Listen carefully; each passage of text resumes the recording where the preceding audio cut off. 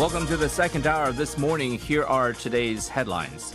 President Moon Jae-in has expressed his support for China's coronavirus vaccine donations to developing nations. In his first video address to the Bao Forum for Annual Asian Conference 2021 held in Hainan, China, Moon underscored the need for fair distribution of vaccines by stating that no one country can win the war against the coronavirus on its own without consideration for its neighbors. He also vowed to further Korea's cooperation to overcome COVID-19 with fair vaccine allocation and bold financial investment. Main opposition People Power Party lawmakers Heo Byung-soo publicly alleged at the National Assembly plenary session that the impeachment of former President Park Geun-hye was wrong just 127 days after the party's former interim chief Kim Jong-in issued a public apology for the corrupt conduct of both Park Geun-hye and Lee Myung-bak.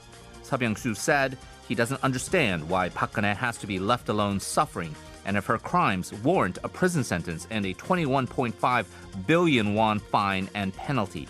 He went further to claim that 50% of Koreans agree with him and requested that the acting Prime Minister Hong Nam-gi ask President Moon to pardon the two former presidents.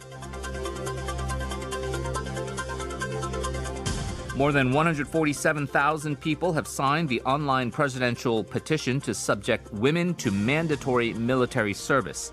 In a radio interview, ruling party lawmaker Kwon In-seok supported conscripting women into the military to eradicate sexism, arguing that male-only conscription is a major root cause of sexism in workplaces.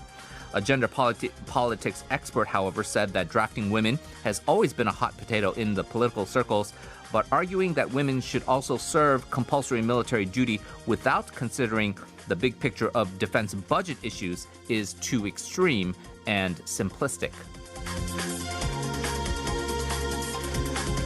Finally, Belgian Ambassador Peter Lecouchier's wife has been facing severe backlash after security camera footage revealed her physically assaulting two employees at a clothing store in Hannam-dong.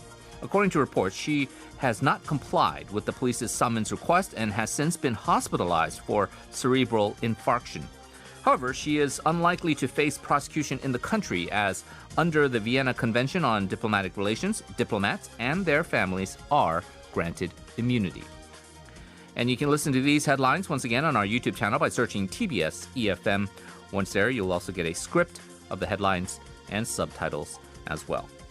Coming up next, a discussion on comfort women activist Lee Young-soo's letter to Japanese Prime Minister Yoshihide Suga to take the issue to the ICJ, followed by an overview and key takeaways from the LG SK battery dispute.